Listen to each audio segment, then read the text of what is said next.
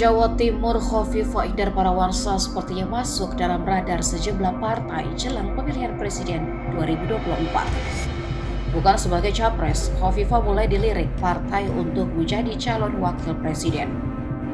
Ini bermula dari pertemuan Khofifah dengan Ketua Umum Partai Gerindra, Prabowo Subianto beberapa hari lalu. Meski di hadapan media, Prabowo menyebut jika pertemuan mendadak dirinya dengan orang nomor 1 di Jawa Timur itu bukanlah membahas Pilpres. Namun publik membaca itu sebagai sinyal Prabowo punya hati untuk meminang Khofifah sebagai calon wakil presidennya. Buktinya Partai Persatuan Pembangunan atau P3 juga mulai melirik Khofifah Indar Parawansa. Wakil Ketua Umum P3 Arsul Sani mengatakan jika Khofifah merupakan salah satu sosok yang dekat dengan konstituen partainya. Olehnya ia mengakui kalau bukan hanya Prabowo saja yang mau menggandeng Khofifah sebagai cawapres.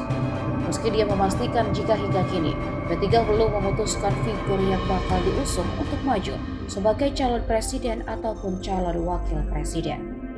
Kendati demikian, Asrul menerangkan bahwa pihaknya tak menutup pintu bagi semua tokoh-tokoh potensial yang ingin maju di Pilpres 2024 untuk mendekati P3.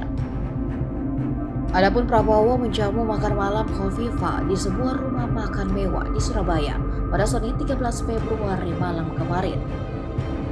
Prabowo mengaku sengaja mengundang Khofifah makan malam sebagai balasan karena pernah menjamunya di Gedung Negara Geraha di Surabaya pada 3 Mei 2022.